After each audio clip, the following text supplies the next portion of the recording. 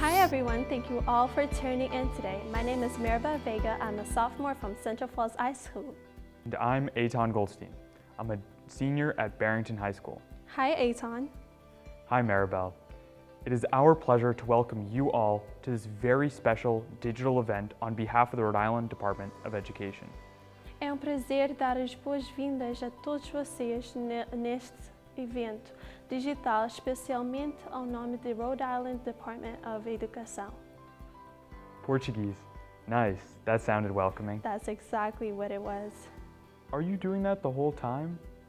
Only once in a while, if I get inspired. Well, that'll be fun.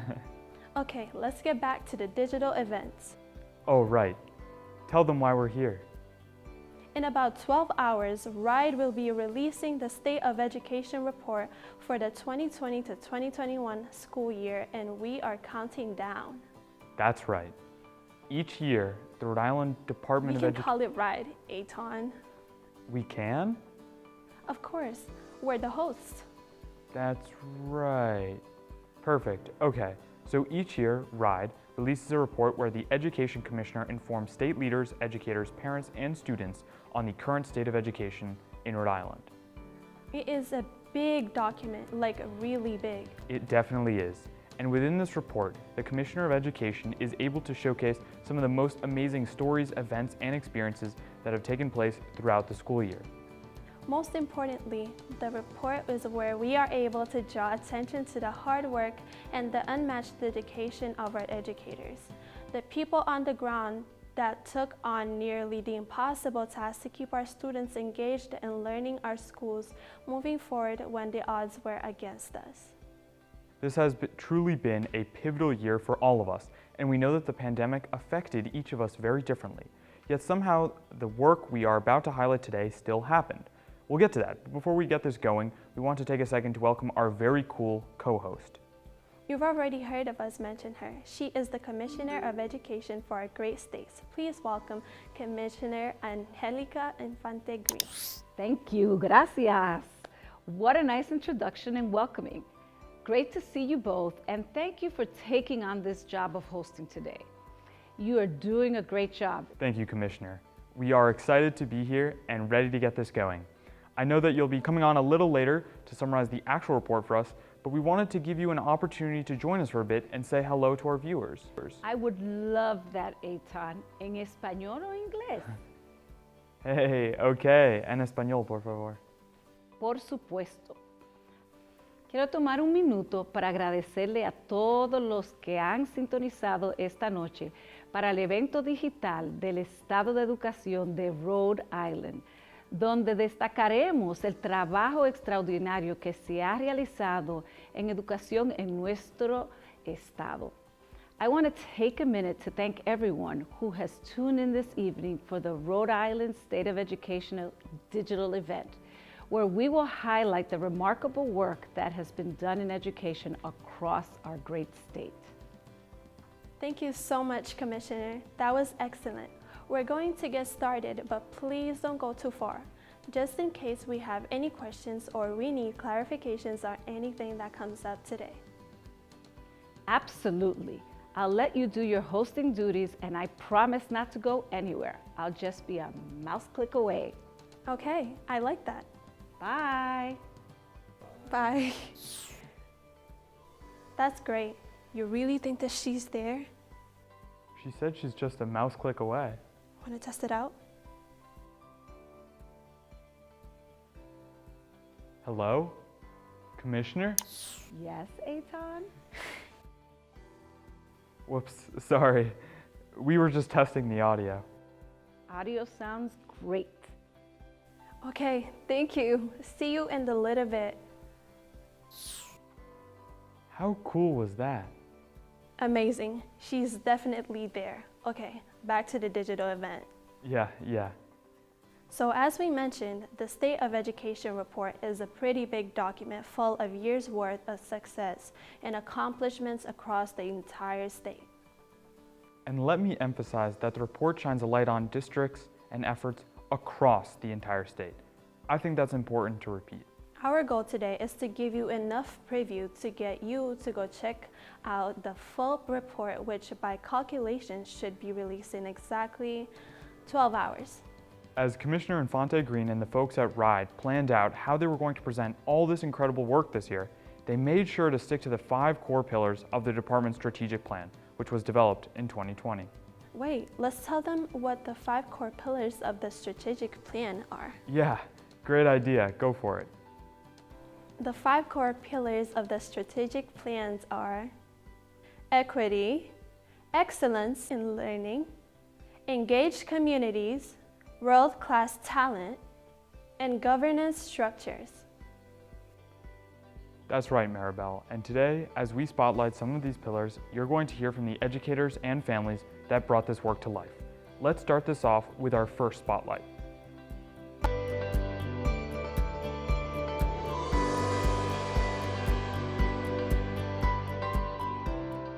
The concept of high-quality curriculum was introduced through a series of honors colloquium workshops that the state had started to sponsor for leadership across all Rhode Island districts back in 2018-2019 when I started my new position as district coordinator for ELA. And the superintendent and the assistant superintendent invited me to come along with them, and that's when I really began to understand what curriculum really meant.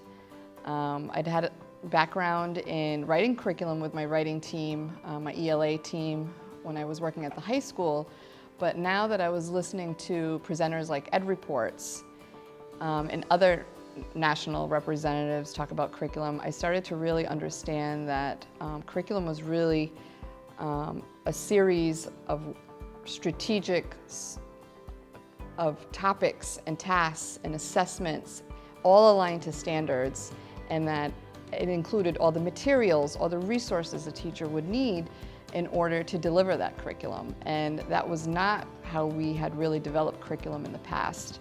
And so it really opened up my eyes about what it meant to have a really comprehensive curriculum. And so we started on that journey.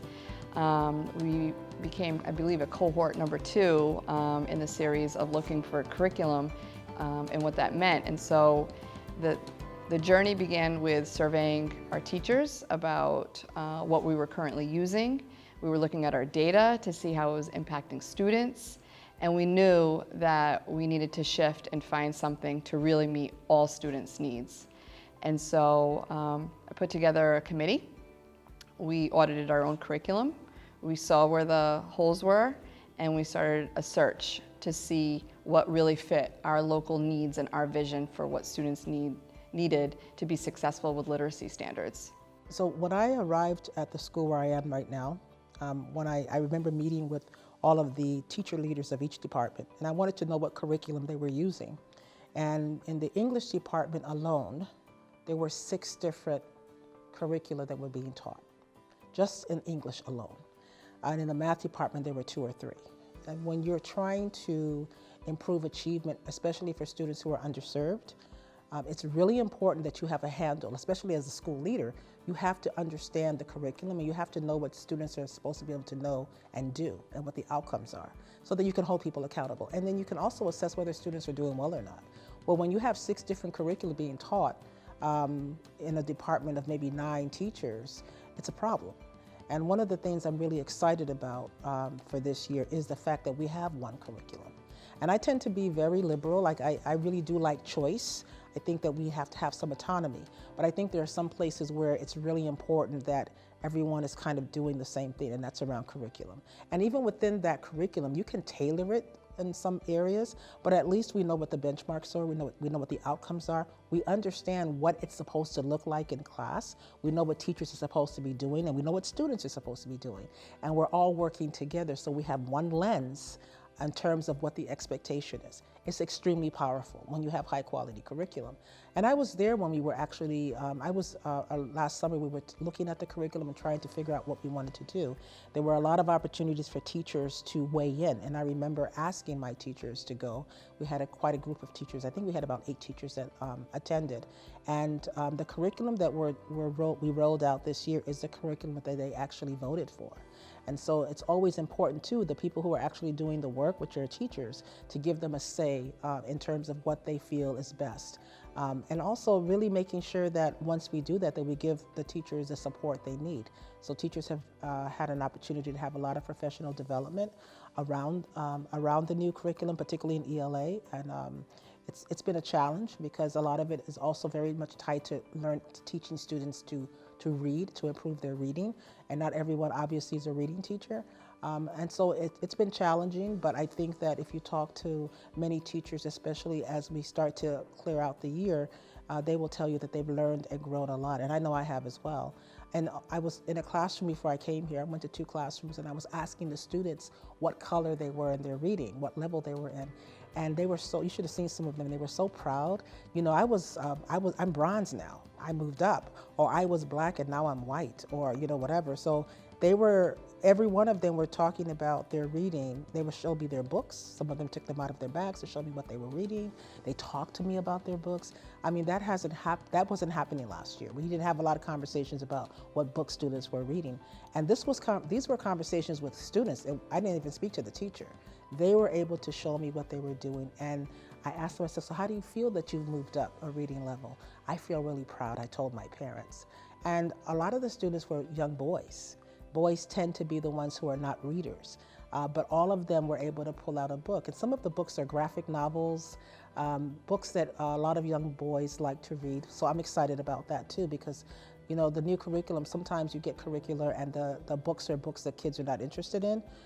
With the ARC books for students, they are extremely multicultural. And even as an adult, there's some books that I want to read. I have some in my office. Haven't had a chance to yet, but I've kind of confiscated a few that I'd like to read this summer.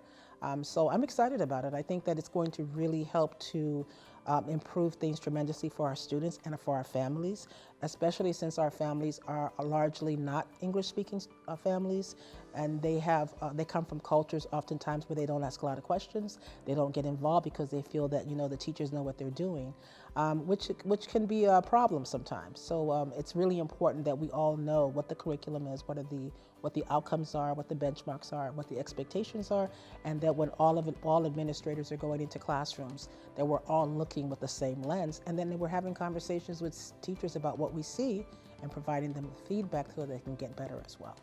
For me, when I think of high quality curriculum, I think of a curriculum resource that is connected to the standards, that sets high expectations for all of our students, regardless of their backgrounds, is rigorous, but at the same time allows for that differentiation for students that are on different levels that might need a little bit more of individualized instruction around the topic. Funny enough, we at Fogarty had adopted American Reading Company in only grades 1, 2, and 3 that year because of budget, and we were hoping to widespan adopt it in the future. But then when Commissioner Infante-Green came in and was pushing to have a curriculum across Providence, which we all thought was fabulous, because as we have students that move between different schools, their instruction shouldn't be paused because of that. They can just pick right up where they left off at their other school. So they had a lot of focus groups, which some of our teachers and administrators attended, and they looked at a couple of different curriculums and put their input in to decide finally on American Reading Company. And I thought that our teachers had a really special lens to do that decision making, because we had already implemented it and seen some great success in grades 1, 2, and 3. So we were happy this year. Now it's K-5 at our school, and just as we see the impact of the implementation across the district, we are going to be able to in the future see the impact of having a student that used the same resource and teachers that had similar training K-5 at our school, which is something we've never had before. I like sharing with my friends, and I like how organized it is, and I like all the units we're doing. Right now we're learning about plants, and I learned so much from it, and we just started a few days ago. during distance learning this year, the days that we had to stay home on those Wednesday asynchronous days, I'm in education too, so I was working from home those days as well. And I noticed, first of all, the structure was so helpful and supportive of how the lessons were done. I loved the essential questions. I saw the graphic organizers, and I liked how there was art incorporated for her age level too.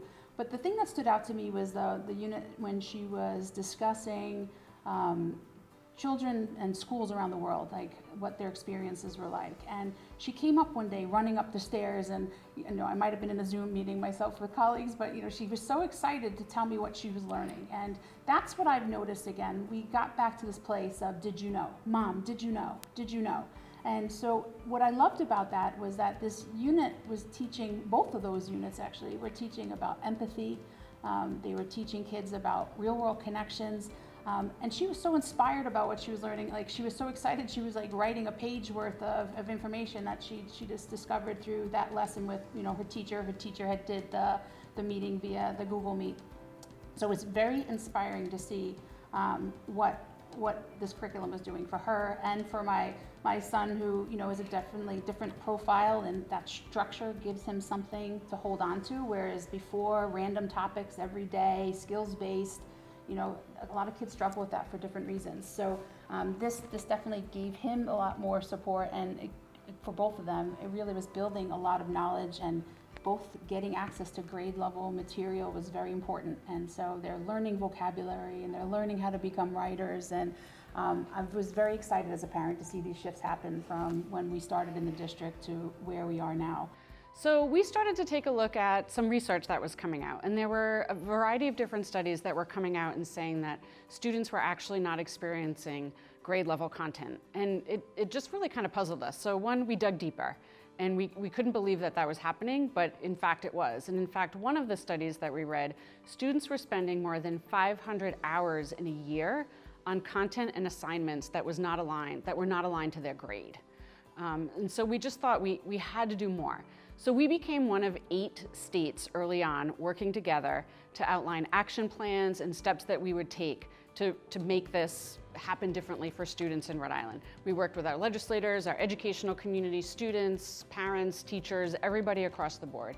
And so really what we started to do was put a stake in the ground and say that every school district, every grade level across the state of Rhode Island will adopt high quality materials. And we started to pull cohorts of districts together.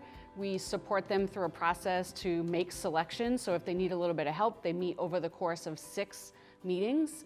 They have to really look at what their instructional vision is, make sure that we're selecting materials that are culturally relevant, represent multiple perspectives, grade aligned, content aligned. So at the end of that process, they make that selection.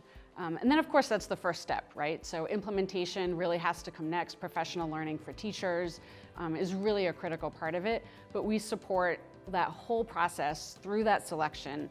We support through some toolkits that we have available, so district teams may choose to do this on their own. They don't necessarily have to come to RIDE for support, so they might work on their own to bring teams of teachers and parents and students together to make those selections, make new adoptions, and then put plans together for implementation. So one of the greatest results that we've seen as we start to look at what's happening across the state is the impact on students. And we know from the information that we've collected that already 40% of our LEAs, our school districts across Rhode Island, have adopted new English language arts curriculum at the elementary level, and 75% in mathematics. So that's huge. And the numbers go slightly down for middle school and then a little bit lower again for high school. But that lets us know that we're well on our way, that we still have a lot of work to do, but that we are well on our way to getting to that 100% that we need by 2023 for all of our school districts. Isso foi tão inspirador. I understood inspiring, and I completely agree. Very good, Eytan. You'll be fluent in no time.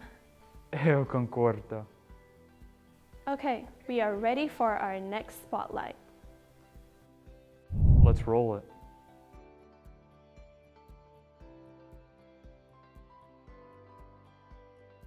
One of the main goals of the blueprint was to cultivate a culture of shared responsibility.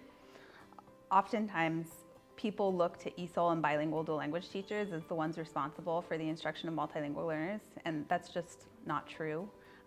Building administrators, school leaders share that responsibility, as do content area people, paraprofessionals, and other school staff. So it really does take a village. And so in light of that goal of like wanting to create shared responsibility, when we went about for the development of the blueprint, we wanted to accomplish a couple things. One, we wanted stakeholder involvement, both external and internal. So there was a cross-office component within RIDE. And then the last was that data was a key part of the process. It's important for our commissioner. It's important when we think about equity and making sure that everyone has opportunities to access high quality instruction. So I could go in deeper, but on the cross-office piece, one of the things that was super important for us was that we at RIDE needed to model the practices and the shifts in practice that we wanted to see in the field. So when we went about forming our internal work group, we couldn't just, take people from the multilingual learner team. We needed folks from the school system improvement. We needed folks from the data office. We needed folks who were assessment specialists. We needed, people who think about social and emotional learning. So internally, we had to model some of those shifts in practices, and that was breaking the mold a bit for how we work at RIDE. And so that's something that we're proud of doing when we went about going about development. And then another component of that was recruiting the stakeholders. So we wanted people to have opportunities to participate in the process. We didn't want to set the agenda. So we went and we recruited people from parent groups, community organizations, advocacy orgs, and so we compile our team strategically in a way that would let people who don't always have the opportunity to participate in the decision making there. And then the last piece is data. And so through the blueprint, we took an unprecedented dive into multilingual learner data, and specifically we broke down performance data by years of service, and so different multilingual learner subgroups. There's a common misconception that multilingual learners are like this monolithic, that like, oh, you talk about multilingual learners and that what one needs, all of them need, but that's just not the case. Newcomers to US schools are going to have vastly different needs than long-term multilingual learners who have been in the program for 6-7 years. And so we broke down the data, disaggregated it by years of service, by program model. We were able to look at RICAS growth, SAT growth by program model, so that was new. And a lot of these changes that I was talking about, involving diverse stakeholder groups, taking a cross-office approach and modeling what we wanted to see in the field, and then also looking at the data, like all of those are important things for the commissioner, and so those are some of the priorities that influenced the development. So one of the things that was brought up and really highlighted during the blueprint work is the notion of coming at the work that we're doing with our students, our MLL students, from an asset-based approach. Our students being multilingual or bilingual is an amazing asset for our students and families. Our children, we're preparing our children for careers and jobs that don't exist in a global community, that we need them to be able to engage and have conversations with others outside of our circle here. So understanding that asset base and starting from there. We had a parent who was able to share some powerful stories about what having access to bilingual dual language education has meant for her and her kids. She shared that some of her older kids didn't have the opportunity to engage in these bilingual dual language program models, but her younger kids did manage to get a seat into some of those programs, and she could see the difference in how her kids interact with their dad, who speaks only Spanish. She's seen that the younger kids have a much stronger relationship with their father because he's able to help them with their schoolwork and ask them questions about what they're doing in class, and they can show him, he can help them, they can, have fun with it. And on one hand, that made me very happy that he's able to have those relationships with his kids because of the bilingual dual language program. But then on the other hand, everyone should have access to that. What about her older kids? And so that's a story that sticks out and was powerful.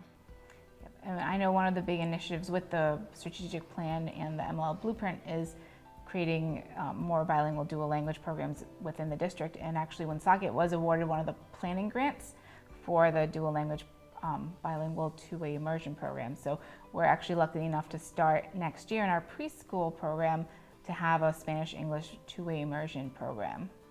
Yeah. I think that's a really great place to bring us is understanding that school is happening and continuing on for our students. It didn't stop because there was a pandemic going on. The learning in third grade for that child has to be this year because that's their third grade year. And that it goes back to that sense of urgency.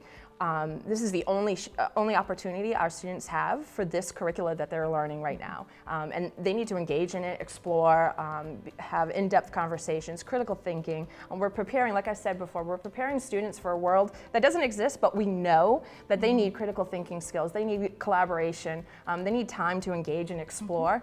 And these opportunities, the work that the commissioner set forth with the blueprint for MLLs, provides a platform for thinking about how do we set the tone for students to engage in that. Long term, the biggest hurdle I think will be to make sure that integrated academic and language development is happening at the same time.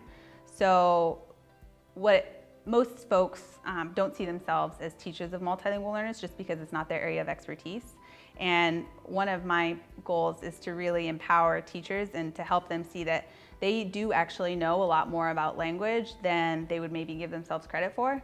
And it's especially important given the type of language that's necessary to succeed in schools. It's all academic, and academic English is so different than other ways that we speak, conversationally. And so math teachers, science teachers, like they know the language of their discipline. And I think that there's a lot of work that needs to be done, both at like the local leadership level, but also at the state level, to get folks to see themselves as, disciplinary language teachers. And so that will require PD, but like I said, a lot of support at the leadership level. That was great. I really enjoyed that. Yes, as a person who grew up in a multilingual household, I understand the importance of learning in multiple languages. Which is a perfect segue to our next spotlight. Take a look.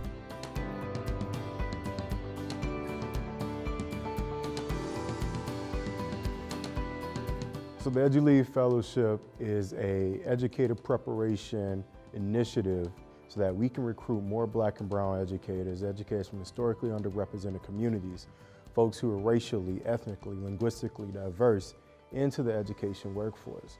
The way we do that is that we support teacher assistants, school support professionals who in many cases, many of them identify as being BIPOC or Black, Indigenous people of color, as well as folks who speak multiple languages, Spanish, Portuguese, etc.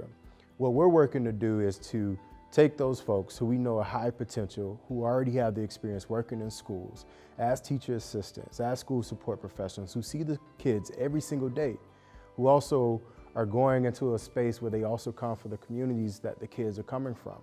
And we're supporting them in getting their bachelor's degree in partnership with College Unbound, and then we're working with them to get their actual educator certification. The way we do that is that we're working directly with RIDE so that we can make sure that our folks are going an appropriate path. For some folks, it may be working with an outside partner that is an educator prep program provider. In other instances, it may be us even exploring our relationship with RIDE in an effort to figure out how do we even best serve our folks as an educator prep program ourselves. So we put out 2 emails, and we had 200 people show up, and 70 people signed up for College Unbound before they got off the open house. So we're now working through those, and our job is to not just train them to be regular teachers, but to be teachers with an equity slant, an anti-racist slant, and a College Unbound way of teaching. So it's been a very exciting partnership. We know that because of COVID, the global pandemic, what we're going to see is a mass exodus of educators, and we've already started to see that. And we want to make sure that we are able to sufficiently fulfill that or fill that gap that exists with high quality educators who also come from historically underrepresented backgrounds. The other big reason is that research has confirmed that when students of color are taught by educators of color, they're more likely to see higher attendance rates, higher academic performance. Also, in addition to that, better behavior, right? And then lastly, we also know that navigating the educator certification process, along with also getting a bachelor's degree, can be difficult for many folks, particularly for our folks from communities that have historically been underrepresented and marginalized in our communities. So our bigger goal here is to really address those three things by saying, hey, number one, we're going to make sure that we hyper-target folks who come from the communities that our kids come from, right? There is already a huge surplus of folks who work in schools, who work in districts, who are not necessarily the folks who are the teachers of record, but have the potential to become the teachers of the record with the right support, with the right guidance, right? We work with College Unbound to make that happen, and then our big thing that we're trying to do is make sure that they're placed into the schools and the classrooms, the districts, so that they can be high impact individuals. The way we're working with this as well, which is a little bit different, is that we know that everybody that comes into our program, they have their own path, they have their own trajectory. So what we're really trying to do is build out a path that works for each of our folks. Rather than a one-size-fits-all type approach, we're really saying, what do you need to be successful as an educator? And we're setting you up for success to make that happen.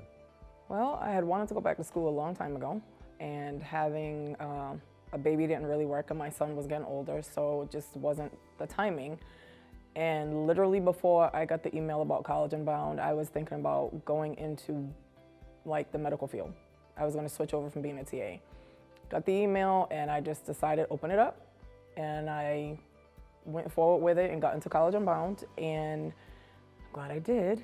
And through there I was introduced to edu-leaders of color, and I absolutely love it because being able to see more people that look like myself in the position that I want to be in was very helpful for me, because it just gave me that, like, it was like a breath of fresh air, because I don't have a lot of teachers of color where I work. I don't see too many. So it just gave me that like push to say, you know what, I can even do it even more. Being a TA in the Providence schools for 19 years now, I've always wanted to have my own classroom, but my nerves kind of got in the way. I did see a lot of stuff that I didn't like, so the politicking part, I don't want to be bothered. But with College Unbound and edu-leaders, it just kind of just gave me that push to just be like, you know what, go do what you're supposed to be doing. That's what you're called to do, go do it. As I speak, RIDE is gearing up to receive 11 new program applications from our educator preparation providers to address shortage areas and to diversify our teacher force. 6 of them will be designed specifically to support teacher assistants in becoming fully certified teachers, and more than half of them will address critical shortage areas in our Rhode Island schools. We look forward to learning how these potential programs will be designed to support the recruitment, admission, and retention of a more racially diverse candidate pool in Rhode Island. So a lot of times if you can't see it, you don't think you can be it. So you get kids who will look and say, well, the teacher's nice and I like my teachers. But you know, in their mind somewhere, they're looking, because I know for me, when I was a kid, you know, you're looking and you don't really see anybody who looks like you. So sometimes if you don't see it, you don't think that you, like I said, you don't think you can be it. So for our children, I think it's super important that they're seeing people that are looking like them. And again, it's nothing to take away from my counterparts that don't look like me, because you know, a lot of them are amazing, but it's just, you're giving a kid something to drive for. You have a doctor that's of color. Oh, I can be a doctor. You have a lawyer. I can be a lawyer. Wait, what a minute. Wait, I can be a lawyer? You know, so giving that our kids that hope to look up to, just seeing somebody, they might not know me from Adam, but the fact that my skin resembles theirs, it's just that step closer that they're like, you know what, I got this, I can do it. As we come up to this next semester, so this current semester, and we're already starting to recruit more folks, we've had over 200 folks who are interested in participating in our program, right? Which is a huge testament to the need of this program in our state, to the need of this program in our communities, and also just to the bigger need of having more folks who are from the communities our kids are from, having folks who don't have necessarily the traditional pathway going into the education space so that they can really support kids and our young people. Maribel, how do you say amazing? Incrível. Incrível.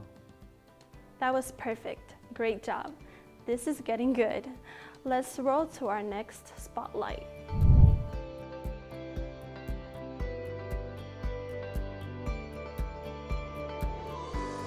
Enroll RI is RIDE's one-stop registration platform for student-based opportunities. Currently on the platform, we have charter information and registration options. We have RIDE's all-course network, which is RIDE's course platform opportunity system. And we also have career and technical education programs from across the state. So currently, families and students in schools can go to Enroll RI and see all different types of options for their educational path. They can see both course level opportunities through the ACN, they can see program level opportunities through CTE, and they can see school level opportunities through the charter application. So Enroll RI is bringing all of these different pieces together into one easy to find place so students and families can see all of the different opportunities available to them across the state. It provides just easy access, just like that one-stop shop where parents, families can go to a website and just see a menu of offerings as opposed to just hearing piecemeal of like, hey, this is what we're doing. So I think it's been really, really helpful for parents. I know like my boss, for example, because she knows a lot about All Course Network, has been able to kind of just go into the Enroll RI platform and just look at some courses that might be of interest to her middle school son. So I think it's definitely provided a ease of like comfortability and just access, and also it helps too because it provides like the contact information of our point person for ACN, and we've definitely gotten a lot of responses in that way, just more interest about the programs and how they can sign up and more interest. It's impacted it a whole lot. Traditionally, PASA, our MO is in-person programs. So when COVID hit, in fact, it was our ACN providers that kind of had to juggle and switch all to virtual. And Hannah was really diligent in asking RIDE, hey, you know, this is kind of like the situation. Some of our students are kind of really struggling with computer access and stuff. So is it possible to kind of have different modes of attendance? And again, like they were really, really receptive of like making it work for the students. So I find it that people who were to take like these courses and everything, they can have a possibility at like making friends, new friendships and bonds. So that way, like in case something does happen with some of their friends, like they lose connection, they lose some of it, they can also build up on the new friendships that they make through these courses. I think I might, now that I've taken that course, I might be a little bit leading towards, engineering a little bit. Because after what I've seen what my teacher could do and what the possibilities that he's introduced me to, I gotta say I'm more leaning towards maybe a career in engineering, maybe, So this past year I think has been a year of change and flexibility for everyone. And one thing that my team's been really focused on is figuring out how we can best leverage technology to make sure that we're making these opportunities that are incredible available to students, families, and schools, especially during an international pandemic.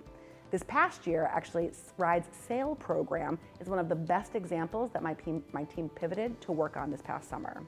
So SAIL became a part of the ACN. SAIL was the Summer Academy for Interactive Learning, and basically we were able to use the All Course Network to put forth course opportunities to help students stay connected, to stay academically engaged, and to actually connect with each other over the summer of 2020, which was pretty difficult for everyone. Over the course of the summer, we put forth over 80 different provider course offerings, and we actually had over 14,000 students participate in options that came through SAIL and the All Course Network. Enroll RI is incredibly significant for this project because this summer, SAIL is becoming officially part of the ACN. And now with Enroll RI, we're able to actually make sure that students are able to see all of the options available to them on a very user-friendly registration platform and using software that makes sense. It's intuitive, it's on Salesforce, and it's very clear about what they have to do to actually get into the classes that they want. So last year we saw incredible success with both SAIL and the ACN. This year, because of Enroll RI, we're hoping to increase that even more. We already have over 150 applications from providers to offer courses for this summer alone. And now because of Enroll RI, we're gonna be able to make sure that students, schools, and districts are aware of everything at no cost to them that students can actually take advantage of this summer. So I think that the possibilities for Enroll RI are endless, and we already have an immediate opportunity to take advantage of this very cool system. Moving forward, we're excited to see how we can continue to expand Enroll RI. We're thinking about all sorts of different programs that have complicated registration processes, And we would love this to be the one-stop shop for all types of educational opportunities that students can take advantage of here in Rhode Island. Commissioner? Hi, Maribel. How are you liking the spotlights? Aren't they incredible? That was excellent, Commissioner. Well done. But I have a question. Enroll RI sounds amazing. How does someone like me sign up? And what is the deadline? Maribel, that is such a great question. I'm so glad you asked. Here's some information for you and your viewers on how to register for Enroll RI. We would absolutely love to have you.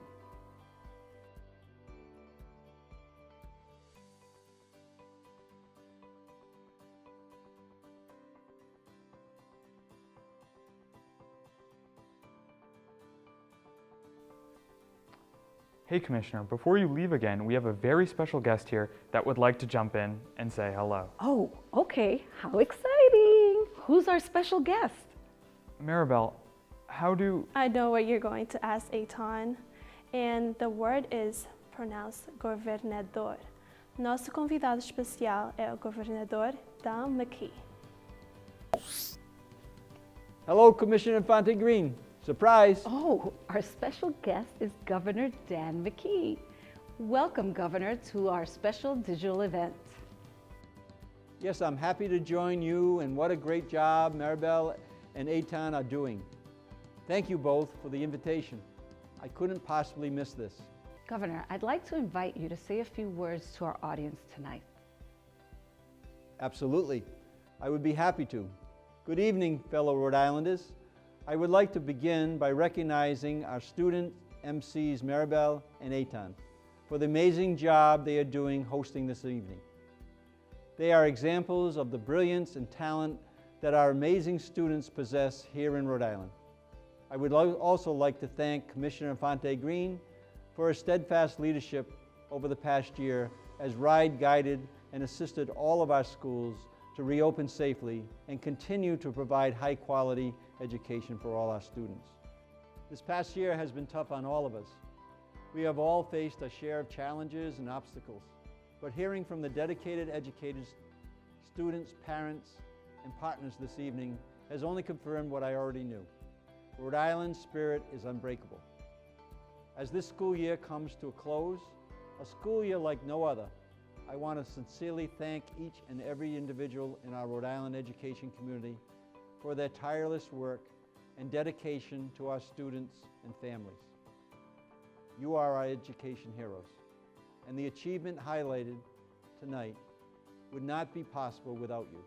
I look forward to an exciting summer full of fun and learning, and I cannot wait to see the new heights our students will reach next year as we work to accelerate learning and help them leap forward to academic success. Let's remember that in order to continue our success in the fall, we must continue our push to vaccinate the Ocean State. If you haven't been vaccinated yet, do it now. Do it today. We want a safe return for our students and educators this fall. Thank you all once again, and keep up the great work. We're all enjoying this celebration. That was awesome. We're doing great. This is great. Shall we continue with our spotlights then? Yes, let's roll our next spotlight.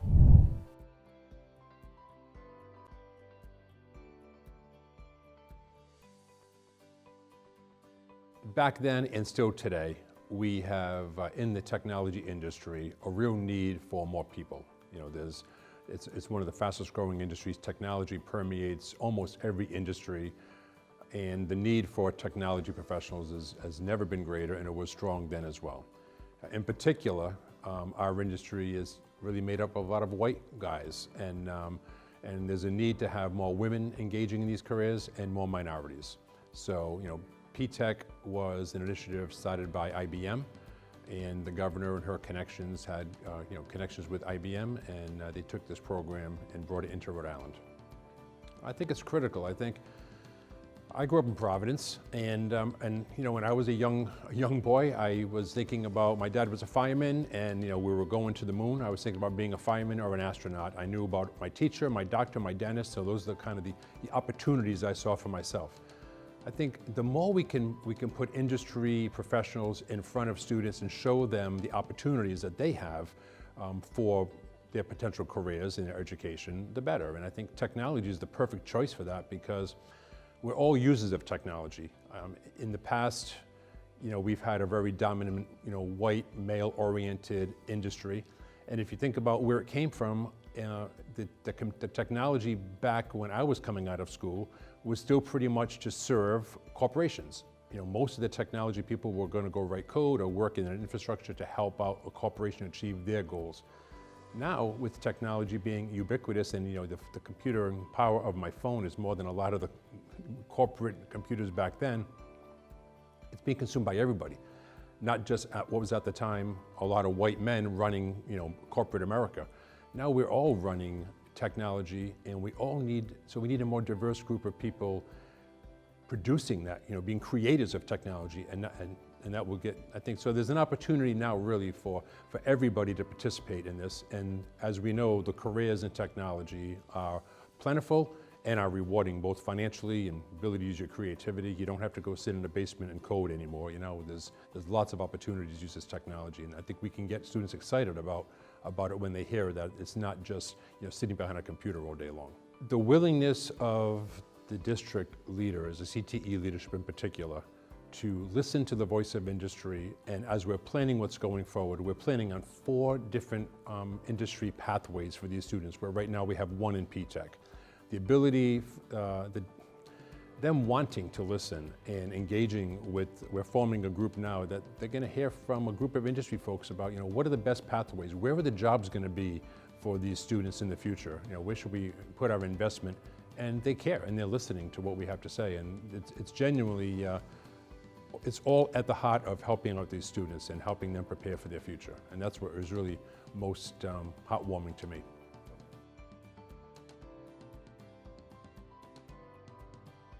The opportunity, once again, we think is twofold. Number one, studies show that students in dual language programs tend to have higher academic achievement than students who are not in dual language programs, so we're excited about that. And also at the high school level, when you graduate from high school in Rhode Island now, there is a seal of biliteracy. And basically what that is, it's a seal that says that you are graduating proficient not only in English, but in Spanish. And of course, that opens up doors for our students. I mean, in foreign government, in our own government, foreign service, military, et cetera, et cetera. So the opportunities are endless when you have that seal that says you're academically proficient in 2 languages or more. It opens doors, and our students oftentimes don't have those opportunities. There's a student who graduated last year, and an adult, she was applying to some private schools. And there was an adult that made a comment, because she's an ESL, a second language learner, made a comment that maybe she should think of other schools that she might not be able to, it might not be appropriate for her to enter those schools because of her English level. And the student stood up and said, well, do you know I speak 5 languages fluently, including English? And that's what school is all about. Now, she was 13 years old, and she stood up. I was standing there, but I didn't have to say anything. We want to grow students who are confident in their abilities and understand that speaking another language besides English is actually powerful. It's not a deficit, it actually adds to their worth as not only as human beings, but as students, as young people, as employable people in the job sector. So I always remember that story because I was really proud of her. I felt that she got what we were trying to teach her, and there was no dual language program at that time, right? But that's what we want to build, a cadre of students who understand their worth, who are standing proud of the fact that they are multilingual learners, and understand the benefit and the power in having those assets. So that always strikes me. And she's doing fabulously well in the school that she chose to go to. She got accepted to all the schools she applied to, by the way. So sometimes we have biases when we are dealing with second language learners. We assume they don't know much, they're not smart, they're not intelligent, they are tremendously so. They may not speak the same language we speak as well as we do. They may have an accent, but it doesn't mean anything. Everyone has something to offer, and I think that's what she showed that adult. So much great work has been done this year, don't you think? It really, really has. But we're not done yet. Check out this next spotlight.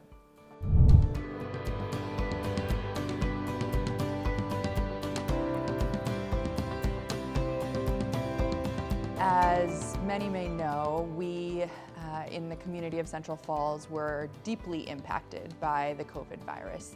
At its highest, there's been a cumulative positivity rate over 35%. So this really impacted every single household and family in the community. And so back in November, before vaccines were available, we had the incredible opportunity to be the first district to pilot in-school COVID testing.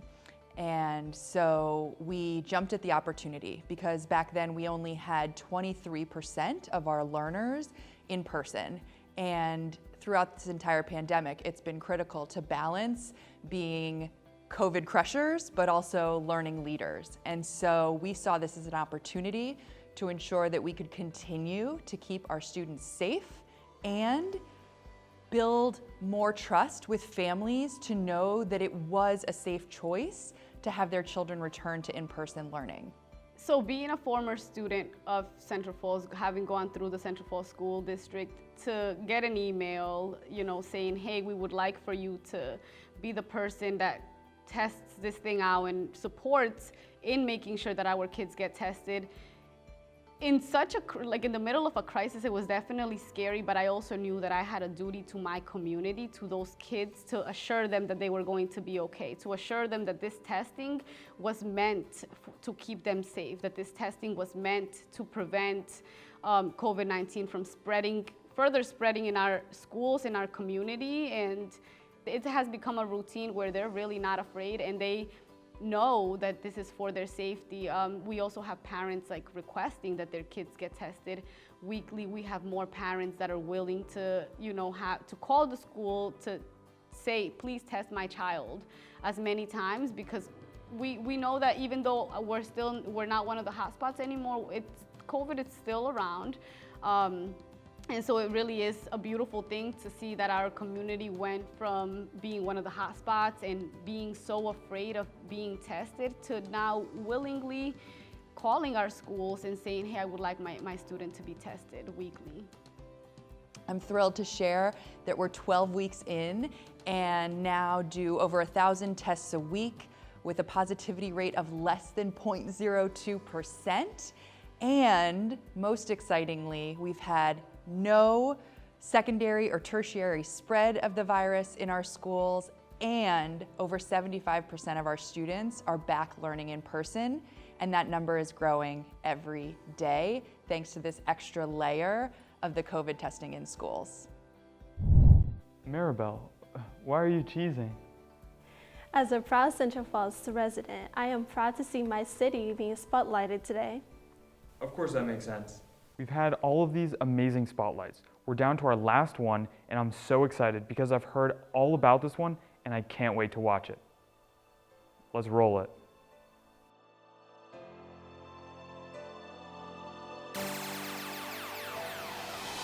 All this started from the first day. We cannot be treated this way. MLK, he showed us the way of life. No KKK. All this started from the first day. We cannot be treated this way. MLK, he showed us the way of life. No KKK. Everyone plays all together. That makes it better. In the cold weather, when they see us, they say whatever. We will never give up. We stand together. Southside superheroes, save forever. Like Colin Kaepernick, taking a knee, risking his career so we can be free. Hands up. So the Southside Elementary Charter School music program takes place at school on Mondays, every Monday during the school year. And it's under the direction of Hannah Ressiger, who is also a very well-known hip-hop artist in Providence. So she brings to us a lot of talent in innovation and creativity, which she transfers onto our students and inspires our students and brings out their many talents. A lot of the things that are happening in our society and a lot of the music that students are exposed to it's oftentimes very inappropriate. A lot of things that they're hearing, whether it's from YouTube, other social media, even on the radio and TV, a lot of the music is not geared towards children, but they're still listening to it and thinking that this is what, this is okay, or this is what hip hop is, and it's not. So that's the industry. So I teach them different aspects of the culture, the elements, the history of hip hop. We go deep into African roots, African drumming, go into salsa music, jazz and blues. There's so much more that we do, and then I kind of give them free range of, what do they want to make a song about? Who do they want to write about? What topics do they want to learn about? And they're very passionate, very open with picking and choosing and then coming together, whether it's younger kids who are working as a whole class and I'm just kind of facilitating, or older kids who are writing individually their own songs now at this point. When I first walked into the program, I was a bit scared because I didn't really do rap and singing and stuff, only my brother, because they're usually really into rap and stuff. So I was kind of scared because I didn't do it before, so it was like my first time. Yeah, like when I walk in, I know what I'm gonna do because I know like the schedule, music, gym, and all of them. So I feel happy to see Miss Hannah and all my teachers. They're funny, they help me and stuff. So it's a pretty good school too. I feel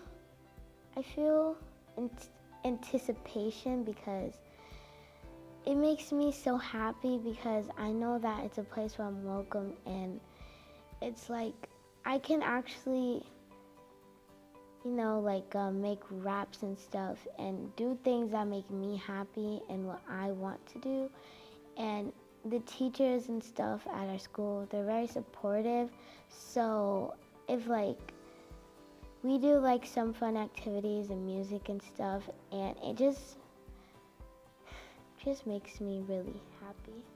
It was really difficult and it was kind of discouraging because I had been trying to get the studio set up at the school, and you're not even gonna believe this, that the equipment literally showed up the day that we shut down the school for the pandemic. So I had to put the studio on hold, and I wasn't even able to set it up until recently, within the past month or so.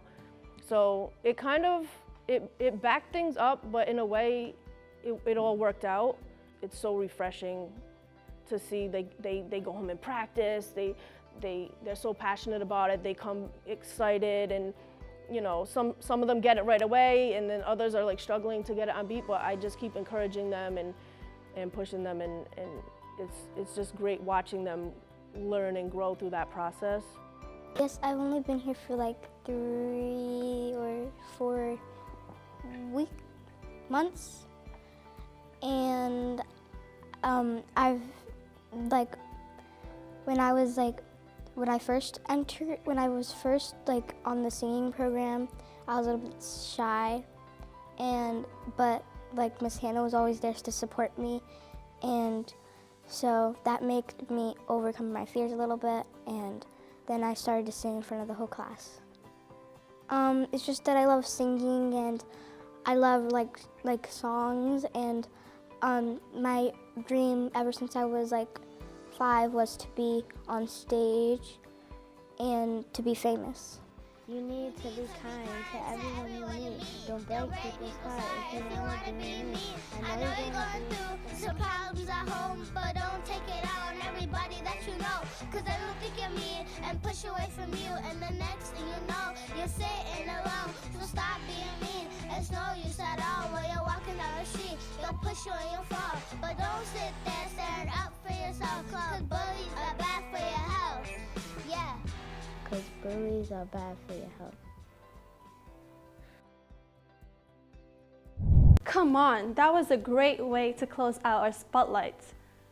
Absolutely. Those students were amazing, and shout out to their principal and music teacher for keeping that program going no matter what. Definitely. Okay, I think this is the perfect time to hear from our commissioner about all these spotlights and the State of Education report. What do you think? I agree. Let's get her back in here. Oh, Commissioner! Yes? Commissioner Infante-Green, we've watched and heard from educators, students, and families, and we've heard them tell us about the inspiring work that was accomplished even in the middle of the pandemic. How about you take this opportunity to share your thoughts and talk about the report? Thank you both. And thank all of you that have been watching these two bright students lead us through this celebration. Thank you for allowing us this moment to show you what we have been doing and seeing in our schools all along this past year. And that is despite the obstacle, despite the challenges, despite having to navigate one of the scariest and most challenging pandemics in the history of our state, our country, our world. The work still happened. Our resolve was unwavering. The dedication and passion of the people we have highlighted here today and in this report are only a sampling of the successes that emerge across all odds. The State of Education report reflects the work of the education community, both within the department and outside of it, committed to progress for our students that will be remembered for years to come. It fills me not only with pride, but with hope for the future of education in our amazing state of Rhode Island. I want to encourage each of you and everyone to take the time to review the report and celebrate these accomplishments. This was not a throwaway year, thanks to the passion and dedication of the wonderful people we've highlighted here today and the countless others throughout the state that could not join us to talk about the success this time around. In education, every year is meaningful, every decision is meaningful, every classroom is meaningful, and above all, every child is meaningful. The 2021 school year has been the most momentous of our lives thus far. We had a pandemic looming over us and invading our every thought. Add to the global economic crisis that placed immense pressure on businesses and families, and we found ourselves once again confronting long-lasting racism and racial injustice in our nation, as story after story of tragedies bubbled to the surface and finally bubbled over. Our children watched, and in many cases participated in marches and rallies and demanded change and reform across the board. We had every reason to throw our hands up and hit the pause button. Every reason. There are many who felt that we should have, but we made a promise to you. I made a promise to you, and so we stayed the course, and the work of delivering a high-quality education to all our students still happen. Thanks, in no small part, to the passionate and caring educators, administrators, volunteers, parents, students across our great state that stuck with us. We did this. We did it together. We knew that the challenges we were facing, we heard the community crying for help. We knew resources were scarce, but we pushed on. Today, I can stand here and tell you without hesitation that Rhode Island, our little state, leads the nation in every step of this journey. We rapidly transitioned our schools to fully remote, learning sooner than anyone ever thought in a successful manner, more so than our neighboring states. To keep our students up to speed, we offered free virtual and in-person summer learning across the state. While other states hesitated or shielded away from reopening schools, we stepped into it head first, knowing how vital it was to get students back in the classroom safely. Our local education agencies worked around the clock, supported by our State Education Operations Center, our Rhode Island National Guard, and leading health experts to find innovative ways to keep students safe so we could provide them with the in-person learning experience that we know is crucial for their academic and emotional development. Because of their hard work on September 14, 2020, across schools in our entire state welcomed students for in-person learning.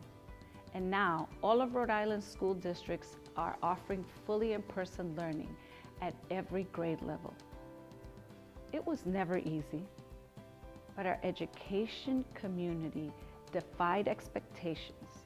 They found a way to create a safe and effective in-person learning experience for our students and families. The pandemic has been deeply disruptive to learning for all our students, but for our most vulnerable populations, students of color, multilingual learners, differently abled students, and economically disadvantaged students, it has been downright devastating. Knowing that there was no time to waste, we convened educators, community leaders, and experts across the state to develop our plan for the coming years to address the effects of the pandemic on our students. That group, which we called the Learning, Equity, and Accelerated Pathway, or LEAP Task Force, has already formulated guiding principles and specific actions that RIDE is taking to help create a more equitable and enriching educational experience for every student in Rhode Island. This strategic roadmap will be an important guide as we recover from the pandemic, and I am already looking forward to sharing across our state the progress of the LEAP Task Force recommendations in the next year's report. I want to share that every decision we made this past school year was never made lightly, as we balanced the safety of our students, school staff, and families against the actual academic needs of our students. Despite this pandemic, we succeeded in delivering high-quality education. One of my proudest moments as your Commissioner of Education was reading about our work, our success in the New York Times and the Wall Street Journal. Imagine that, two nationally respected news sources praising Rhode Island and singling us out as a model for education during the pandemic. And why? Because our educators, our school districts pressed forward. We stayed the course. Yes, we did. We worked hand in hand with our local education agencies to learn about their community's unique needs, to help them create multiple plans for each school that outlined what learning would look like fully in person, fully remote, and 2 partial in-person scenarios. Together with our superintendents, Rhode Island Department of Health, RIDO, made contingencies for every possibility from snow days to outbreaks. Then with the plans in place, we turned our focus to getting our schools the resources they needed. At the same time, we focused on creating summer learning opportunities for our students to create a backstop against learning loss. We quickly brought together the Summer Academy for Interactive Learning, which we so kindly call SAIL, a centralized hub for students to register for class, seminars, and more. As states across the nation, we stand now at a crossroads for the future of education in Rhode Island. We can rebuild our education as it was before, knowing that there are cracks in the foundation to which our most vulnerable students' futures disappear. Or we can rise to the challenge before us and create a new, better system, one which gives every student the support and opportunity they need to succeed, no matter what their circumstance. We have chosen the latter, and we are ready to do whatever it takes to provide the children of Rhode Island with equal access to meaningful and rigorous education opportunities. As we look towards the future, we will continue to work to create equity in our educational systems, placing resources where they are needed most, and supporting our vibrant and multicultural student community. We will continue to engage with you, the community, meeting you where you are in the wake of the pandemic to learn about the challenges you have faced and what support we can provide you. We will focus on ensuring that the curriculum and the standards used by our schools are aligned to meet the needs of the students and to promote excellence in learning. We will support our teachers and provide them with the new avenues to improve their craft, while also recruiting new teachers to add to the world-class talent present in our schools. And we will continue to shift to being an agency of support, not just compliance for our school districts, redesigning our governance structure to enable local leaders to meet the unique needs of their students and families.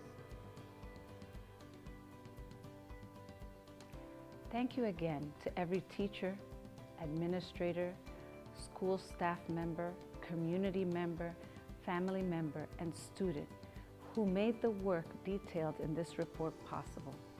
I am immensely proud to have the opportunity to join in this celebration for our achievements here.